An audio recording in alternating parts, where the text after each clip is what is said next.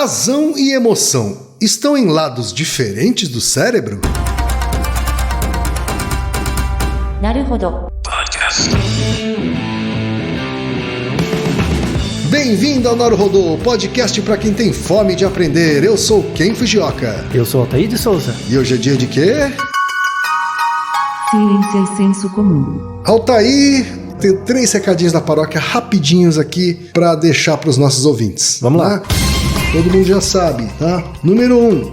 Se você quer colaborar com a produção do Naruhodo Podcast e ajudar ele a se manter no ar, vai lá no apoia.se/Naruhodo Podcast, faça a sua colaboração, por favor. Bom, número 2, não vai te custar nada, é só ir lá no iTunes Store e deixar 5 estrelinhas e o seu comentário. Isso. Nunca te pedimos nada. E a terceira e última também tem custo zero, tá? É só apresentar o podcast Naruhodo para uma amiga ou para um amigo que não conhece o Naruhodo. Isso. Às vezes até não conhece um podcast. A proposta do Naruhodo é exatamente essa. Como são episódios mais curtinhos, é para introduzir as pessoas à podosfera. É isso aí então, gente. Vamos para a pauta? Bora! Antes da pauta, mais um recado. Naruhodo está abrindo espaço para os podcasts das Minas, porque representatividade é importante também na podosfera. O destaque de hoje vai para o podcast Olhares, comandado pela Aline, pela Luíse, pela Lígia e pelo Marcondes. Ouça o recado que a Aline Hack deixou para você, ouvinte do Naruhodo, e conheça o podcast Olhares. Olá, eu sou a Aline Hack, host do Olhares Podcast, e tenho um convite para você. Faça a si mesmo a pergunta: se eu fosse feminista, como veria o mundo? O Olhares trata de forma clara e educativa as pautas feministas, para transformar a visão do mundo sobre o papel da mulher na sociedade, suas conquistas e perspectivas, partindo de conceitos até chegar às verdadeiras lutas. Conheça mais sobre o Olhares em olharespodcast.com.br e nas redes sociais pelo perfil @olharespodcast. Um pouco de feminismo não faz mal a ninguém, e muito feminismo faz bem para todo mundo. Siga também a hashtag Mulheres Podcasters e encontre casts incríveis e variados apresentados e produzidos por elas. Venha construir novos olhares com a gente. Olhares Podcast. Só de ouvir, dá pra ver que é diferente. Altair, mais uma pergunta de ouvinte, Altair. Como está o seu lado emocional hoje? Ou o lado racional. Isso, como está o seu lado direito? Está pulsando diferente do esquerdo? Você sabe que esse clichê do racional e emocional é um dos maiores equívocos que se repete no mundo da publicidade, viu? E já repetimos em vários episódios que isso não acontece. Exatamente. A gente insiste em falar, né? Não, eu queria uma coisa mais racional. Não, eu queria uma coisa mais emocional. Isso, eu quero... Né? O lado racional, enfim, das pessoas. Falta emoção nessa propaganda. Falta emoção, exatamente. E o programa de hoje, Altair, o episódio de hoje é sobre isso. Uhum. Né? Veio uma pergunta do Mário, eu não vou dizer qual Mário, porque ele não quis se identificar com o sobrenome, de Porto Alegre, Rio Grande do Sul. Tá? E ele diz o seguinte: boa tarde, pessoal do meu podcast favorito. Obrigado. Se o podcast é favorito dele, Altair, eu não faço questão que ele se identifique, tá bom? Eu gostaria de saber se é fato ou lenda a hipótese de funcionamento do cérebro baseado em lado esquerdo e lado direito.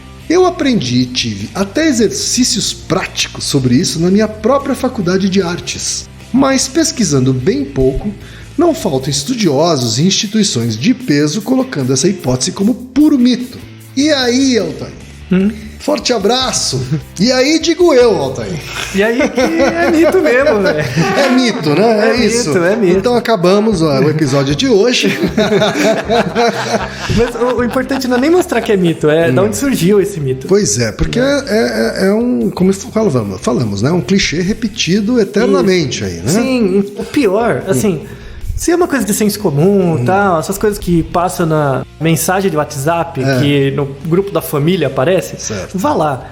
Mas tem professor de faculdade falando essas neiras, sabe? Tem livro falando isso, livro de divulgação. Eu fico lembrando no Facebook, tem umas pessoas que colocam como figura de fundo do Facebook, assim, um cérebro, aí um lado é cinza e o outro é todo colorido.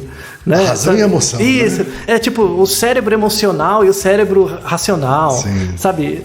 Não, isso não existe. Não existe cérebro racional, cérebro emocional. Não. Tá? E não é que o lado direito é emocional e o lado direito é racional? Isso, então. A lógica que se propaga por aí, que ela é errada, é que o hemisfério direito do cérebro seria o lado criativo, ligado à música, emoção, coisas assim. As artes. A artes, a intuição. Isso, é o lado de humanos, né? Que é outra bobagem. Mas enfim. E o lado esquerdo é ligado ao cálculo, à racionalidade, o lado lógico. Isso é mito, não é só lado mito. Engenheiro da exata. Não científica biológica. Isso, né? O engenheiro tem um calombo de um lado, né? E o artista tem um calombo do outro. Não. Primeira coisa, isso é mito. Segunda coisa, isso é bobagem. Tá? Mas, aí, não adianta só ficar falando isso. Os estudos que deram origem a esse mito deram origem ao prêmio Nobel para uma pessoa. Vamos explicar o estudo desses pioneiros, do estudo da neuroanatomia funcional e tal.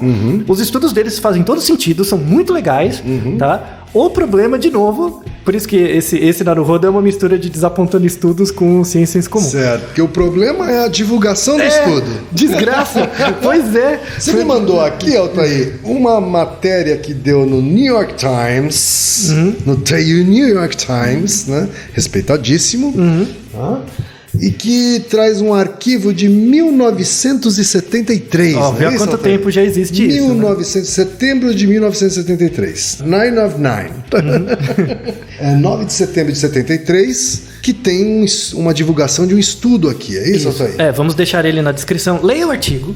Assim, esse artigo da New York. O artigo é muito bem escrito, faz um resumo dos experimentos, mostra o prêmio Nobel. Para quem é da área de psicologia, de biologia, de anatomia, mostra várias pessoas famosas no campo, porque o artigo é antigo e eles eram novinhos na época.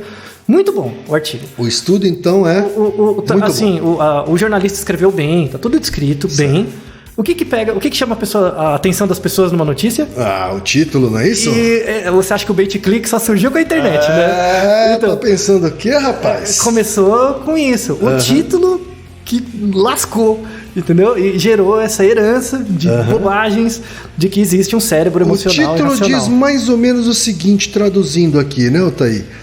Duas pessoas diferentes, ou muito diferentes, né? Assim, fantasticamente diferentes, habitam as suas cabeças. Então, tem duas pessoas incrivelmente diferentes. Duas pessoas na sua cabeça muito diferentes, assim. Já viu, né? Você já viu, né? Já viu a metáfora errada, toda zoada já, Mas isso gerou clique, né, Altair? Ou venda nas bancas. Isso, muita gente pagou moedas e comprou jornal em papel pra ler, sabe? Mas, enfim, e aí isso gerou um erro que foi propagado em livro, didático, um monte de coisa e tal, tá? Certo. Vamos botar na ordem nesse negócio.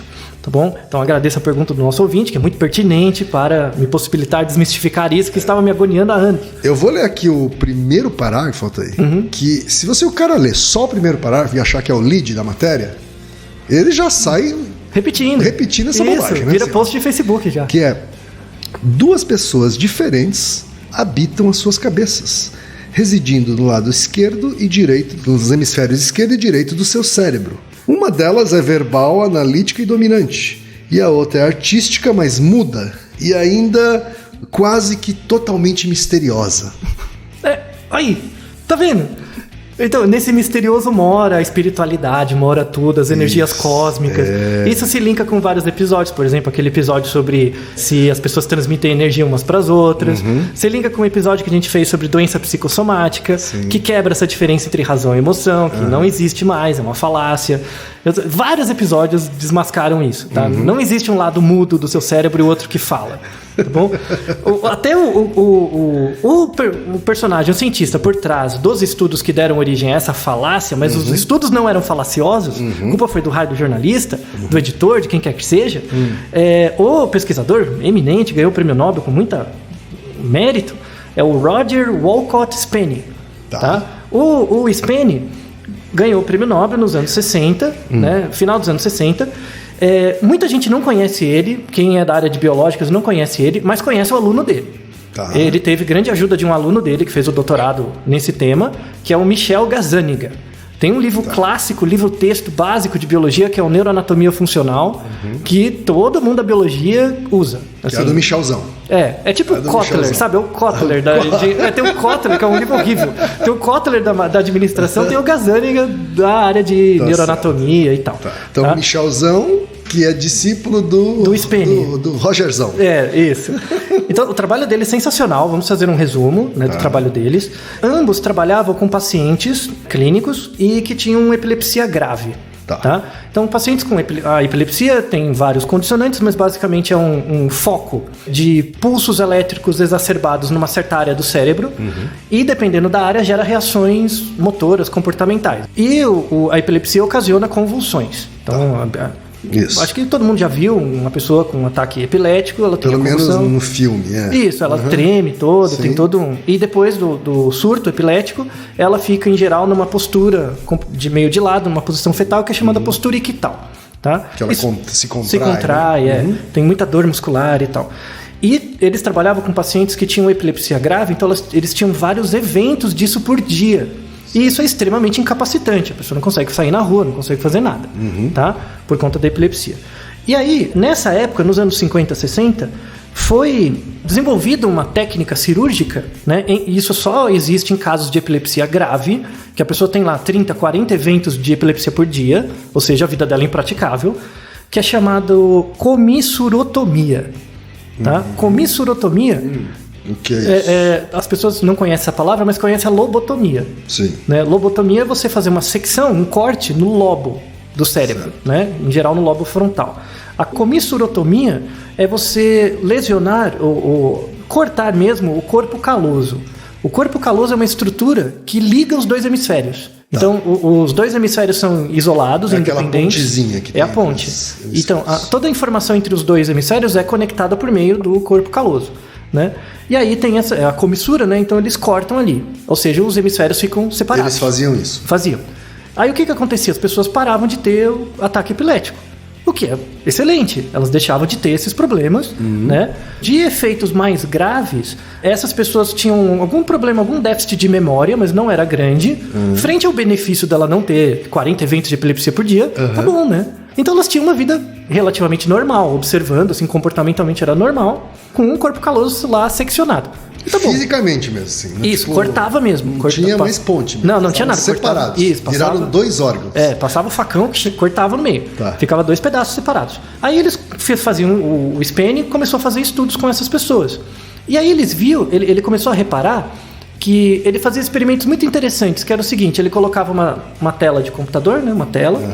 Essa tela, a pessoa ficava olhando para a tela num ponto no meio dela, ou seja, a visão dela estava fixada num ponto, e no canto do olho, né, que seria na tela, no canto do olho aparecia uma imagem, ou do lado direito ou do lado esquerdo. Tá? Então ela fixava num ponto, mas ela olhava imagens. Um ponto central onde os dois olhos conseguiriam enxergar. Isso, só que de canto. E dois pontos no canto que só o olho daquele lado conseguia pegar. Então, na verdade, o que ela estava focando era um ponto no centro, mas de canto de olho aparecia coisas. Né? E aí ele colocava, às vezes, informações ou luzes mais de um lado e mais do outro e via se a pessoa conseguia reconhecer. Tá? Os resultados mais interessantes daquilo que ele mostrou era o seguinte: a pessoa estava olhando na tela, aparecia, por exemplo, uma vela, uma foto de uma vela do lado direito, por exemplo. Aparecia lá do lado direito, aí ele perguntava, você viu alguma coisa? Eu falei, vi. Você conseguiu identificar o que é? Consegui. O que é? Ela não conseguia falar. Ou seja, ela sabia o que era, mas não conseguia verbalizar. Não conseguia transformar no nome. O nome não ocorria. Por quê? Porque se ela via uma coisa do lado direito, a informação entrou pelo olho direito, ficou do lado esquerdo do cérebro, porque é invertido. Certo. E aí a informação era codificada daquele lado. Só que para você falar a palavra, você precisava de uma coisa do outro hemisfério. Só que como não tinha ponte, dava pau. Então a pessoa percebia uma coisa, mas a informação não completava. Né? Outra coisa sensacional, por exemplo, que é um resultado fantástico, a gente até coloca um link de um vídeo, né, do Gazzaniga mesmo fazendo esse experimento, que ele colocava a pessoa nesse mesmo aparato e ele mostrava duas imagens, uma de cada lado. Certo. Então imagine que, por exemplo, do lado direito ele via um carro e do lado esquerdo ele via um serrote. Tá? E aí perguntava para a pessoa, né? O que você viu? O lado da linguagem vai falar aquilo que o lado do olho correspondente viu. Falar, eu vi um carro. Tá bom. Aí ele falava pra pessoa o seguinte: pega um lápis com a sua mão esquerda, fecha o olho e desenha o que você acha que você viu. A pessoa desenhava o serrote. Incrível. Exato. Isso é chamado de split brain. É incrível. Sensacional. Vale o Nobel, vai. Vale o Nobel. Vale um artigo no New York Times, não vale? Vale. E vale uma merda que os caras ficam repetindo até hoje, desgraçados. Porra, trabalho tão legal do cara, estragaram. Mas enfim, isso, para caso você queira procurar os estudos sérios, são chamados estudos de split brain. Certo. Split brain, do cérebro separado. Sensacional. Tem vários trabalhos com pessoas com lesão, né, por conta de epilepsia que mostram. E o que isso mostra, né, no frigir dos ovos? Mostra o seguinte: é uma teoria que hoje é forte na neurociência funcional, não na anatômica, mas mais na funcional, que o nosso cérebro tem lateralização para algumas funções e não para outras. Certo. Tá? E isso já vem desde o século XIX. Né? Antes do século XIX, se achava, como o cérebro, você olhando para ele é tudo a mesma coisa, né? No século XVIII, por exemplo, achava-se que todos os comportamentos eram um resultado do cérebro inteiro. Não tinha especialização. Certo. Né? No século XIX, com o tratamento de pacientes com lesão cerebral, começou-se a ver que às vezes a pessoa tinha lesão de um lado e ela não tinha o problema. Mas quando tinha do outro, tinha. Certo. Ou seja, parece que tem um lado responsável por algumas coisas, o outro por outras. Começou a surgir isso. Né? E aí, com os trabalhos... Não é uma coisa só, assim. né? O cérebro inteiro não faz tudo. Tem uma especialização. Certo. Eu não sabia direito o que era. Aí veio os trabalhos do Broca, de linguagem, foi o Wernicke, foi surgindo. E nos anos 60, os trabalhos de split brain revolucionaram a área e mostram que a lateralização do cérebro é uma teoria importante. Né? Então, uma coisa é o seguinte. Então, só para falar do que existe em cada área, né? O que o Spene falou? O que ele falou? O pesquisador, meus resultados levam a isso. O que ele falou? Que a linguagem, ela é processada em geral do lado esquerdo do cérebro. Certo. Então, pessoas que têm lesão no lado esquerdo têm problemas de linguagem. Tá? Primeira coisa. Então, a linguagem está do lado esquerdo. Por exemplo, problemas em verbalizar uma palavra. Por exemplo, ou ler. A partir de uma imagem que ele viu. Isso, leitura e tal, né? Cálculo também está mais localizado do lado esquerdo, né? Habilidade de cálculo, fazer contas e tal. O pensamento espacial, o pensamento visoespacial, que é, por exemplo, você vê formas, tamanhos, esse tipo de coisa, é mais do lado direito. Tá? É do outro lado. Então ele percebeu que existem certas funções cognitivas que têm um certo lado. Certo. Isso é uma coisa.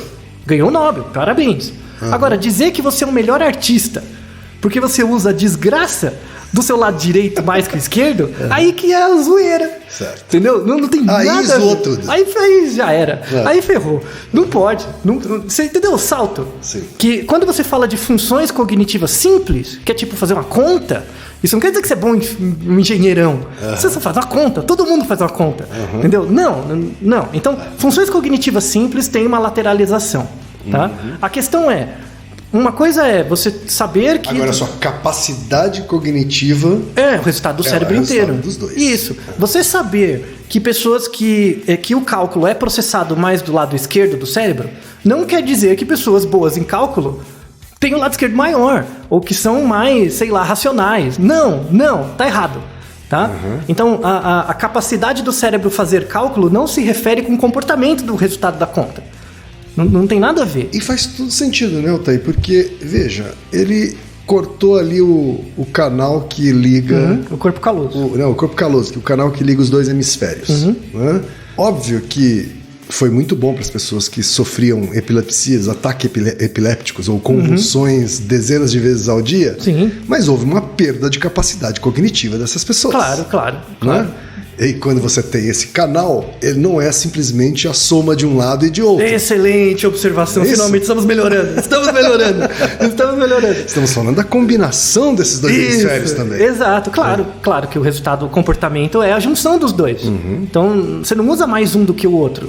Para as tarefas isoladas, você usa mais um do que o outro. Aquelas pequenas, né, quando você divide as tarefas em menores tarefas, assim, aí você tem partes especializadas do cérebro ali trabalhando. Exato. Vamos dar um exemplo. Imagina que você está lendo um texto, um livro. Certo. Você tá lendo um livro e tal, o fato de você ler as letras, por exemplo, é mais de um lado. O lado de você ver a distância entre você e o papel é outro. Então tem áreas especializadas. E aí tem o conteúdo. Tem o conteúdo. Aí tem o conteúdo. Se o conteúdo tá falando sobre lógica e sobre história, isso. Você tá misturando tudo. Né? Então imagina que você tá lendo um romance. Aí eu conto uma história, aí você tem um lado do cérebro que processa a leitura. Tem um outro que processa a linguagem, que é o sentido mais simbólico. Aí imagina que a história conta alguém que tá fazendo uma conta. Aí você vai reproduzir a conta e usa outro lado. Quando a gente faz o enunciado de um desafio Naruhodo, por exemplo, sim, óbvio que a gente está falando com o seu cérebro inteiro. É claro, obviamente, necessariamente. Não é porque o problema tem a ver com lógica que ele está falando só com um dos lados do cérebro. Não, com certeza não. O problema é para você, não é pro seu hemisfério. Se você tirar um hemisfério ou outro, você fica zoado. Não funciona. Tá? Então, a teoria do Spiri, do Gazzaniga, é que existem lateralização de funções cognitivas. Certo. E se você tiver uma lesão, você pode comprometer essa função. O cérebro pode compensar. Tanto é que pessoas que têm AVC, por exemplo, um trabalho muito interessante para quem é da área de medicina, tem interesse por neurologia. Pega um paciente com AVC, sem olhar a tomografia. Faça testes comportamentais com o cara e com base nesse teste comportamental descubra a área onde está tendo a lesão. Aí sim eu quero ver. Então, por exemplo, às vezes você tem uma pessoa que teve um AVC, você pede para ela ler um texto, ela não consegue. Aí você pede para ela escrever. Escreve a palavra casa. Ela escreve, certinho. Lê o que você escreveu, ela não consegue. O que você já define como bom cientista? Que a área da leitura e da escrita são áreas diferentes do cérebro e uma lesou. Certo. É isso. Mas a pessoa só percebe que tem essa desconexão quando buga. Porque o cérebro não avisa de onde que tá vindo a informação. Ou quando eu corto o corpo caloso. Isso, exatamente. Exatamente. Então essa lateralização ela é normal, ela tem um propósito evolutivo muito importante, certo. Que é muito mais fácil você especializar funções básicas para uma parte do cérebro, porque você gasta menos energia. Né? Ouça aquele episódio sobre... Por que as pessoas são destras ou canhotas, que complementa um pouco essa discussão. Né? Então, assim, falando de um jeito bem leigo, o cérebro tem áreas mais específicas, básicas, certo. E tem áreas associativas, que são as áreas que juntam as coisas. Tá? Se você tiver uma lesão na área associativa, aí dá um pau maior. Certo. Porque aí você vê as coisas separadas e não consegue juntar. Né? E a gente está falando de... Quando você fala das áreas associativas, elas são áreas que estão presentes nos dois hemisférios. Nos dois hemisférios, elas pegam tudo. E estão fisicamente em algum lugar no cérebro? Não, é mais o corpo, um pouco o córtex pré-frontal, então é a parte da frente, a parte da sua testa, mas certo. Pega os dois hemisférios. E um AVC pode atingir essa parte do cérebro? Pode. Especificamente. Pode. E aí é mais grave a consequência desse AVC do que em uma outra parte? É mais grave comportamentalmente. A pessoa fica comportamentalmente mais comprometida. Mas aí o cérebro consegue compensar e com o tempo vai se recuperando. É um organismo vivo que vai tentando se reconstituir. Isso. Vai realocando informação em outros lugares e tal. Então isso dá certo. Então, para encerrar, vou dar mais uma evidência. Em 2013, eles fizeram um estudo com 1.000 pessoas saudáveis, normais, comuns. Chamaram essas pessoas para o laboratório, colocaram elas numa ressonância magnética para ver o padrão de atividade do cérebro delas normal. Então eles não deram nenhum estímulo, só botavam na máquina, nenhum estímulo. Isso é chamado resting state, que é o seu estado descansado. Né? Colocava a pessoa lá, se existisse... Ligada no que exatamente? Dentro de uma ressonância magnética. A ressonância, ok. E a ressonância vê o padrão de atividade do seu cérebro pela quantidade de sangue que existe em cada área. Certo. Isso é chamado BOLD. Tá? A ressonância é aquela tecnologia que... Você usa mede corpos moles, assim. Isso, exato. Quando você machucou o joelho, você vai fazer uma ressonância, você entra numa máquina e fica batendo. Tal. Coloca uma pessoa lá, né? E sem nenhuma instrução fica aí, né? E mede. Se essa hipótese do cérebro emocional e racional fosse verdadeira, né? Existiria uma pré-ativação maior de um lado que do outro. Caso a pessoa fosse mais emocional, enfim. Né? Fizeram esse estudo e mostraram que não tem nenhuma diferença. Então, por exemplo, às vezes a pessoa começava a pensar, porque ela não estava fazendo nada, ela começava a pensar numa conta. Ativava mais uma área. Começava a pensar num texto, ativava mais outra. Mas a ativação média do cérebro não tinha diferença entre os hemisférios. Certo. Os dois hemisférios estavam agindo juntos. Ou seja, essa hipótese de cérebro emocional e racional é bobagem. Tá? Bobagem. Então, mas pelo que você descreve... E isso é 2013, né? 2013 é anteontem, né? Isso, é ontem, né? Do ponto de vista científico, ontem. quase hoje, né? Sim. O que você me contou me lembra bastante, tipo, 2 processadores trabalhando ao mesmo tempo, assim. Isso. É uma boa metáfora isso, assim? Porque... É que não é um processador, mas são 2 sistemas trabalhando informações básicas. Por exemplo, você pode associar em parte com um computador quando você tem uma placa que tem vários processadores. Certo. E você consegue fazer uma computação distribuída em que cada processador faz uma partezinha, mas um dos processadores tem que ser o que junta. Certo. Né? Então, um deles tem que fazer a associação ali para trazer a informação. Mas final. são coisas acontecendo simultaneamente. Tudo simultaneamente, sem um peso maior de um lado ou do outro. Certo. Então, e isso é muito importante. Então, essa coisa do cérebro emocional e racional não existe. Vamos colocar na descrição também o exemplo de uma propaganda da Honda, né? Que reforça esse mito. Tá, então, o estereótipo, né? O clichê do cérebro emocional e racional. Que razão e emoção estão meio separados. Isso, isso é muito importante para os alunos de publicidade e propaganda, que é um público que ouve a gente. Isso é besteira. Não faça propagandas assim, que você está propagando um mito. Tá? É um neuromito mesmo. Tá? Para encerrar, isso tem uma ligação com o nosso episódio sobre se testes de personalidade funcionam, enfim, que a gente gravou um tempo atrás. O fato de existir um cérebro emocional e racional acaba sendo útil para as pessoas. Porque você se rotula. Eu sou mais artístico. Você usa como desculpa. Você usa como desculpa. Igual... É a mesma desculpa das exatas e eu sou mais de exatas, eu sou de humanas. Isso, né? Mesma desculpa do horóscopo, mesma desculpa do teste de personalidade do MBTI. Essa mesma desculpa, tá? Então, gostaria de terminar com uma sugestão, né? Nem vou chamar de conselho, porque é muita pretensão, mas uma sugestão que o comportamento, assim, você é hoje um resultado de 2 coisas, que são suas potencialidades mais as suas probabilidades. As potencialidades dizem respeito à sua genética, às suas causas materiais e formais, o seu cérebro. Né? É como você nasceu. Isso, é o seu corpo, é você. As probabilidades dizem respeito ao meio.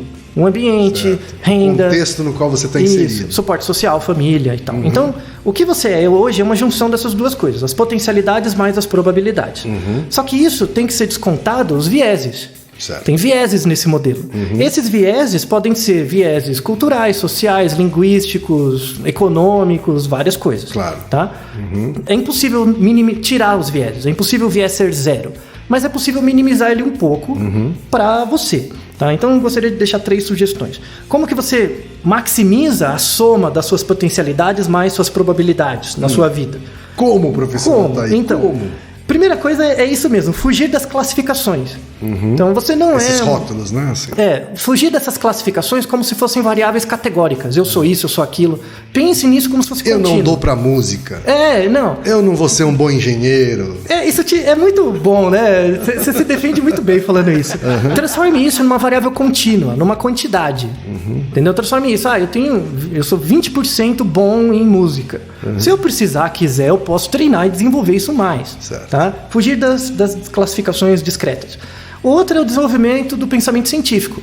Você tentar mensurar o risco ou quão errado você está em cada afirmação que você faz, ao invés de tentar buscar que você está certo. Né? Isso é uma outra coisa muito útil. E isso é um jeito de você desenvolver a potencialidade com a qual você nasceu. Exato. Então, para você descobrir, dá muito mais trabalho você descobrir o quão errado você tá do que o quão certo você tá. Porque você se prende em pequenas verdades. Como você achar que tem a porra de um cérebro emocional. Mas enfim. E a última coisa, que decorre das 2 primeiras, é você não ser besta. Entendeu? Não seja o bicho. Quer dizer com isso? Não seja o bicho besta, sabe? Não seja o bicho, sabe, meio besta, preso a essas coisas. Sabe? Perceba que sua vida tá acontecendo e que você não precisa ficar preso a esses nomes, ou usar as coisas como desculpa, né? Viver a vida é difícil, é chato, é trabalhoso mesmo. Os desafios da vida são terrivelmente difíceis.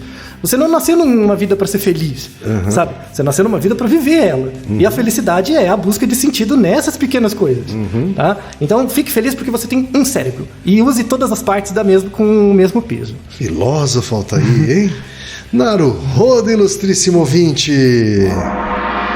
Naruhodo. Você sabia que pode ajudar a manter o Naruhodo no ar? Ao contribuir, você pode ter acesso ao grupo fechado no Facebook e receber conteúdos exclusivos. Acesse apoia.se/NaruhodoPodcast. E você já sabe, aqui no Naruhodo, quem faz a pauta é você. Você tem alguma pergunta pra gente ou quer comentar algum episódio? Escreva pra nós. podcast@naruhodô.com.br. Repetindo? podcast@naruhodô.com.br. E lembre-se, mande nome completo, idade, profissão e a cidade de onde você está falando. É isso aí. Naruhodo. Esse podcast é apresentado por b9.com.br.